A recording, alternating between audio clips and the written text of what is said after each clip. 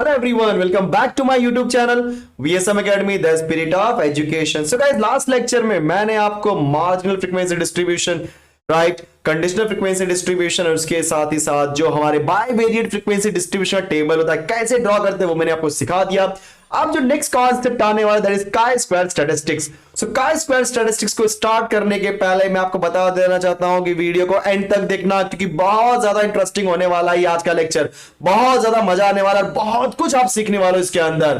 तो हम लोग सीखने के लिए सबसे पहला पॉइंट सीखेंगे जिसे हम बोलते हैं यस कैटेगरिकल वेरिएबल। ओके, सो कैटेगरिकल वेरिएबल। अब सवाल उठता है कि सर ये कैटेगरिकल वेरिएबल क्या होता है? तो ध्यान देना स्टूडेंट्स, जो कैटेगरिकल वेरिएबल होता है एक ऐसा वेरिएबल होता है जिसके अंदर नॉन न्यूमेरिक वैल्यू, बोलो क्या होती है? Non numeric value. अगर आप किसी भी नॉन न्यूमेरिक वैल्यू के साथ में डील कर रहे हो, आप बोलोगे सर ये न्यूमेरिक और नॉन न्यूमेरिक में क्या डिफरेंस है? सुनो, न्यूमेरिक मतलब जहां पे कुछ नंबर्स आते हैं, कुछ ऐसे वेरिएबल जिनकी वैल्यू नंबर्स में आती है, उसे हम बोलते हैं न्यूमेरिक वैल्यूज। क्या बोलते हैं? बोलो न्यूमेरिक वैल्यूज, ठीक है। लेकिन कुछ ऐसे वेरिएबल्स जिनकी वैल्यू नंबर्स में नहीं आती, जैसे मैं आपको एग्जांपल देता हूं, यहां पे मैं एग्जांपल की समझाता हूं। जैसे मैंने बोल दिया वेरिएबल है जेंडर। अब बताओ, अगर जेंडर वेरिएबल बात करेंगे तो उसकी वैल्यू क्या आती है? मेल आती है कि नहीं? फीमेल आती है, और क्या आती है? Others, right.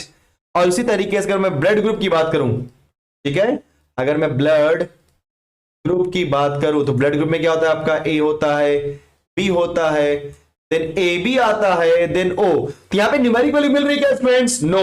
सो यहां पे न्यूमेरिक वैल्यू मुझे नहीं मिल रही है। अगर न्यूमेरिक वैल्यू नहीं मिल रही है मतलब ऐसे टाइप को हम बोलते हैं नॉन न्यूमेरिक वैल्यू। और नॉन न्यूमेरिक वैल्यू को रिप्रेजेंट करने के लिए कौन सा वेरिएबल होता है? जी हां, it is known as categorical variable. अब ध्यान से सुनना स्टूडेंट्स, अब जो कैटेगरिकल वेरिएबल है, मान लो मेरे पास दो कैटेगरिकल वेरिएबल है, अब मुझे उन दोनों कैटेगरिकल वेरिएबल को रिप्रेजेंट करना है टेबल में। तो उस टेबल को हम बोलते हैं कंटिंजेंसी, कंटिंजेंसी टेबल। बोलो क्या बोलते हैं हम लोग?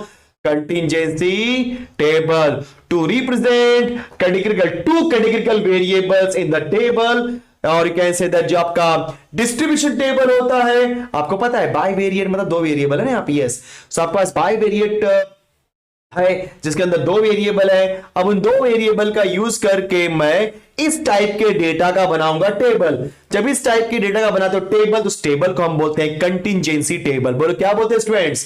Contingency table. अब आपका आने वाला है last but not the least, that is what? Chi square, CHI। इसको कुछ लोग काय बोलते हैं, कुछ लोग चाय बोलते हैं, जो बोलो कोई फर्क नहीं पड़ता, ये बंदे का नाम है चाय। मैं कभी कभी चाय बोलता हूं, ठीक है। So chi square. So guys chi square को हम इस तरीके से दिखाते हैं, ध्यान देना सब लोग। इस तरीके से सिंबल बनाओगे, ऐसा कट कर दो, अगर यहाँ पे स्क्वायर डाल दो, मैं फिर तरह ऐसा बना दिया अपने सांप की तरह, ऐसा कट किया और ये हो गया स्क्वायर। क्लियर? तो स्टूडेंट्स को रीड करने के लिए कुछ लोग बोलते हैं KAI काय, कुछ लोग काय बोलते हैं, कुछ लोग काइट भी बोलते हैं, राइट। सो काय बोलो, काइट बोलो या चाय बोलो, सबका मीनिंग यहाँ पे क्या है? सेम। अब ये काय स्क्वायर स्टैटिस्टिक्स ये होता क्या है? ध्यान से सुना स्टूडेंट्स, काय स्क्वायर स्टैटिस्टिक्स एक ऐसा कॉन्सेप्ट है जो कैटेगरिकल वेरिएबल के बीच में रिलेशन निकालता है, राइट। मेरे पास दो कैटेगरिकल वेरिएबल है, अगर मुझे उनके बीच में रिलेशन क्लिक करना है कि भाई क्या रिलेशनशिप है उन दोनों वेरिएबल के बीच में, तो वो वेरिएबल का रिलेशनशिप कैसे आएगा? जी हां, काय स्क्वायर स्टैटिस्टिक्स से। अब यहां पे मैं इसके लिए फॉर्मूला देने वाला हूं, तो ध्यान से सुना सब लोग। ये जो आपका काय स्क्वायर होता है, राइट, इस तरीके से उसका फॉर्मूला होता है समेशन ऑफ, ध्यान देना जो बोल रहा हूं, समेशन ऑफ ऑब्जर्व्ड फ्रीक्वेंसी मतलब OIJ माइनस EIJ। EJ मतलब एक्सपेक्टेड फ्रीक्वेंसी। ये सब क्या होता है धीरे धीरे सब मालूम पड़ेगा, बट ध्यान से सुनो। OIJ minus EIJ whole divide by whole square whole divide by EIJ। Clear? ये फॉर्मूला बहुत ध्यान से सुनो सब लोग। तो समेशन ऑफ ऑब्जर्व्ड फ्रीक्वेंसी, जहां पे मैं लिख देता हूं OIJ क्या है, राइट। ये जो आपका OIJ है इसको हम बोलते हैं observed, OBSERVED, observed frequency. Okay, then EIJ बोलो क्या है आपका? EIJ आपका है एक्सपेक्टेड फ्रीक्वेंसी, ठीक है। यस, सो OIG आपका है ऑब्जर्व फ्रीक्वेंसी और EIG है बच्चों का आपका एक्सपेक्टेड फ्रीक्वेंसी। सो आपके पास यहां पे दो फ्रीक्वेंसी दी गई होंगी, राइट ना। आपको उन फ्रीक्वेंसीज का यूज करके क्या अप्लाई करना है, काई स्क्वायर स्टैटिस्टिक्स। क्लियर। सो इसको अगर आपको शॉर्टकट में लिखना है, जैसे ये बार बार आई और जे नहीं लिखना है, तो क्या करो, directly summation of, okay, bracket के अंदर O माइनस ई का whole square divide by E, that's it, एक ही कॉन्सेप्ट है, ठीक है। यस। अब यहां पे बता देना चाहता हूं कि अगर आपको निकालना है EIJ, बोलो क्या निकालना है, EIJ। What is the value of EIJ, what is the exact meaning of EIJ? EIJ होता है आपका expected frequency. So students, expected frequency का फॉर्मूला होता है RI into CJ divided by I और J यहां पे क्या होता है, रोज एंड कॉलम्स। ध्यान देना, मैंने बोल दिया E11 मतलब first row first column, right, 1 3 first row third column. Table आएगा तो ऑटोमेटिकली सारी चीजें आपको समझ में आ जाएंगी, कंफ्यूज मत हो, खाली अभी आप फॉर्मूला सीखो। So RI into CJ whole divide by N। अब बोलोगे सर ये RI, तो I मतलब रो वाला बंदा होता है और J मतलब कॉलम वाला, इसलिए हम लोग क्या लिखेंगे, RI को दिखाएंगे टोटल रोज, ठीक है, राइट, ओके। एंड CJ होगा टोटल ऑफ द कॉलम्स, मतलब यहां बोल सकते हो टोटल कॉलम्स, और N होता है स्टूडेंट्स टोटल फ्रीक्वेंसी। समझ गए? यस। इसमें अगर मैं ज्यादा डिटेल, एक प्रॉब्लम है, अगर मैं ज्यादा डिटेल में गया तो आपको नहीं समझेगा, इसलिए आप खाली फॉर्मूला देखो, ठीक है। सो बोलो यहां पे पहले मैंने क्या सिखाया, क्रिटिकल वेरिएबल ऐसा वेरिएबल जिसकी वैल्यू होती है नॉन न्यूमेरिकल, जैसे मेल फीमेल अदर्स, या ब्लड ग्रुप ले लो ABNO। देन उन सारे वेरिएबल को रिप्रेजेंट करने के लिए मुझे एक बाइवेरिएट डिस्ट्रीब्यूशन टेबल चाहिए, एंड उस बाइवेरिएट डिस्ट्रीब्यूशन टेबल को हम बोलते हैं कंटिंजेंसी टेबल। अब टेबल बन गया, अब उस टेबल के अंदर हम लोग क्या करेंगे, उन दोनों वेरिएबल का निकालेंगे रिलेशनशिप, और उस रिलेशनशिप को निकालने के लिए कौन सा बंदा पिक्चर में आता है, काई स्क्वायर। और एक चीज याद रखना, ये जो काई स्क्वायर की वैल्यू होती है हमेशा नॉन नेगेटिव होती है, मतलब नेगेटिव कभी नहीं आएगी, हमेशा प्लस में ही वैल्यू आएगी, या तो प्लस या तो जीरो, बट नेगेटिव कभी नहीं होगा, इम्पॉसिबल। क्लियर? यस।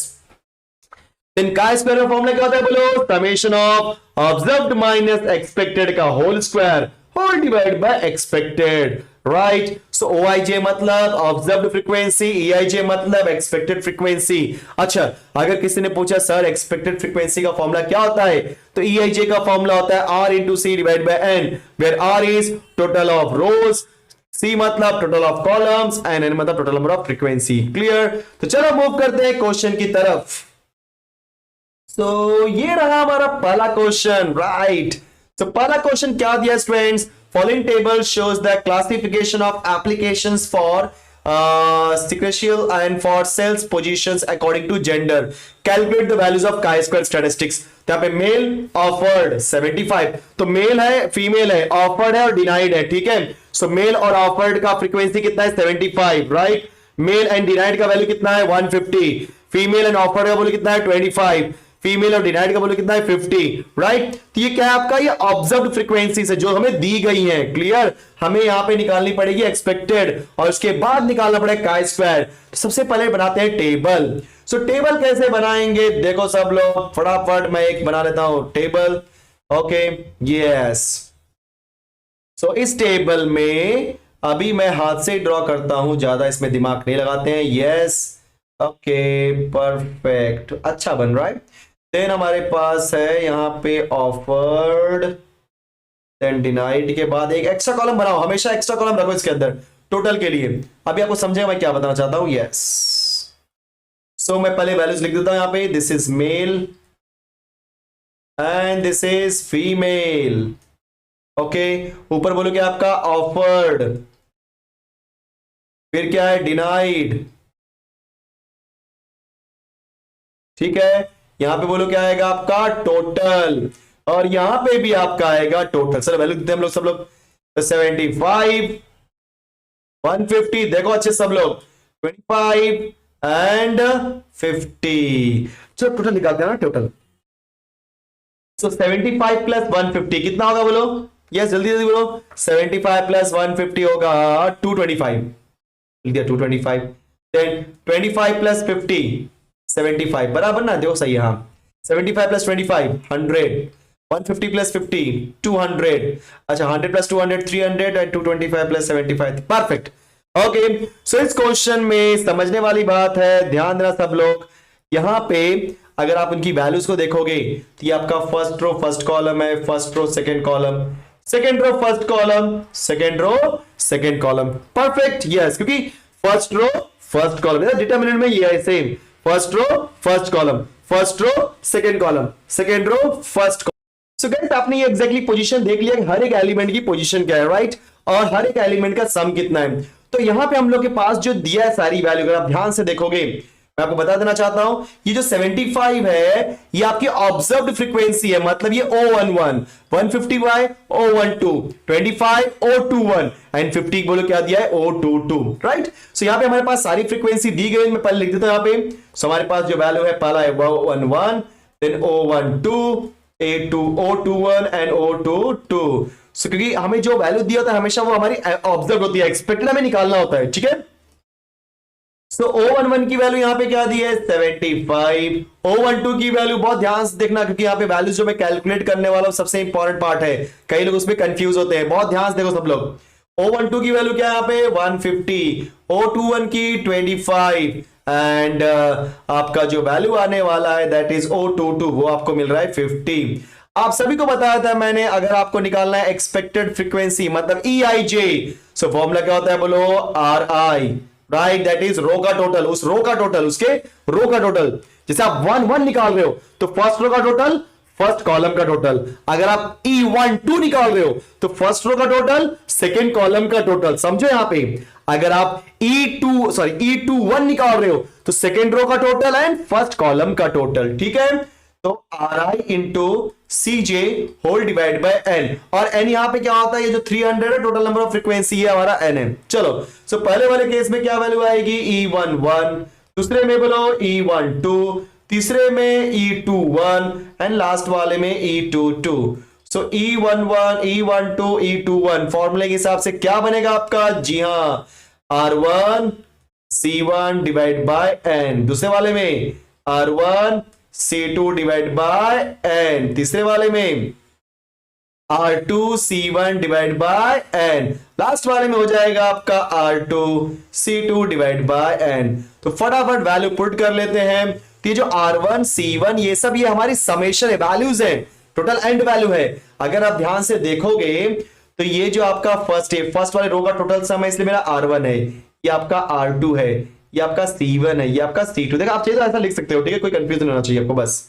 सो R1 की वैल्यू यहां पे क्या है, फर्स्ट रो का total that is 225, okay, into आपका C1, तो C1 का टोटल क्या है स्टूडेंट्स 100। देखा आपने, ये जो R1 R2 C1 C2 लिखा उससे अपने को बहुत आसान हो गया। और N की वैल्यू यहां पे क्या है 300, ओके। R1 की वैल्यू अगेन 225 है, देन हमारे पास जो C2 है, बोलो C2 की वैल्यू क्या है 200 all divided by n, that is 300। then similarly R2, अभी R2 की वैल्यू यहां पे क्या आ रही है 75 सॉरी, एंड C1 की वैल्यू क्या है 100 डिवाइड बाय 300। then R2 की वैल्यू यहां पे क्या है स्टूडेंट 75 इंटू C2 की वैल्यू क्या होगी यहां पे 200 डिवाइड बाय n की वैल्यू हो जाएगी 300। चलो और हम कैंसिलेशन करते हैं और हमारा आंसर आ जाएगा, बोलो 0 0 0 0 गेट कैंसल्ड, यहाँ का 0 इससे क्या है ये पूरा कैंसिल कर लेते हैं फटाफट। यस, जितना जल्दी कैलकुलेशन उतना अच्छा रहेगा क्वेश्चन हमारा।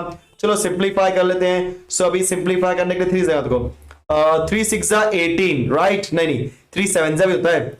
यस, तो बोले यहाँ पे क्या आएगा आपका 3 7 21, ओके, तो बचा यहाँ पे 15, 3 5 15। यहाँ पे देखो सब लोग सेम आएगा 75 और 75 को 2 के साथ मल्टीप्लाई किया क्या आएगा आपका 150, और यहां पे क्या आ रहा है 75, ठीक है। चलो नेक्स्ट फिर से करते हैं, 3 2 6 एंड 3 5 25, मतलब यहां पे क्या आ रही वैल्यू 25।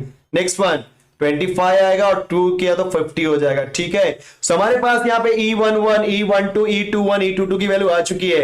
अब हमें क्या निकालना है, काय स्क्वायर स्टैटिस्टिक्स, ओके।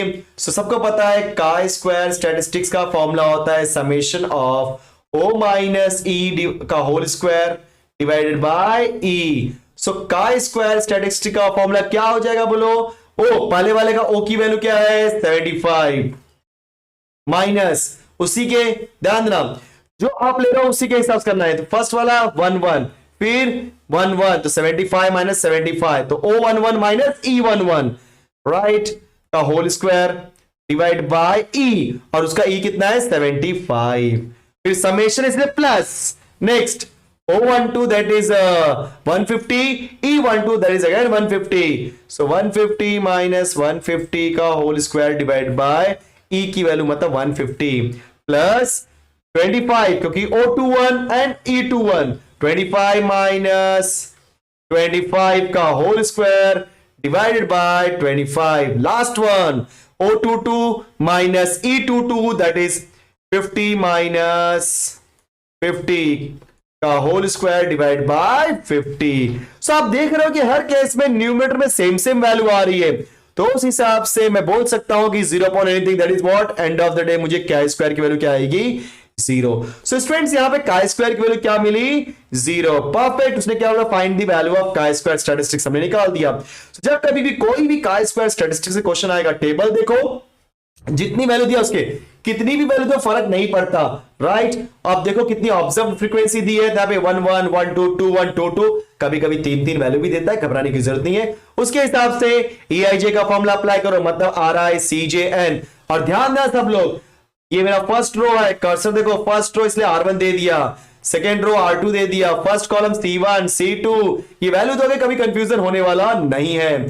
चाहिए तो मैं यहां पे लिखता हूं O, ठीक ना, ये मेरा O है, दैट इज समझ रहे हो ना, O11 O12 ऐसा, कंफ्यूज मत होना, ठीक है। यस, फ्रीक्वेंसी दिखाने के लिए और कुछ नहीं। एंड उसके बाद सारी वैल्यू निकालने के बाद फॉर्मूला इंपुट करो, आपके काय स्क्वायर की वैल्यू आ गई। सो स्टूडेंट्स हम आज एक ही क्वेश्चन करेंगे सो दैट कि आपको आज का पूरा बेसिक कॉन्सेप्ट समझ में आ जाए, और नेक्स्ट लेक्चर में इसके जो रिमेनिंग क्वेश्चंस है वो फिनिश करेंगे। तो फटाफट वीडियो को लाइक कर दो, शेयर कर दो एंड सब्सक्राइब कर दो। मिलते हैं नेक्स्ट वीडियो में, thank you so much, bye bye.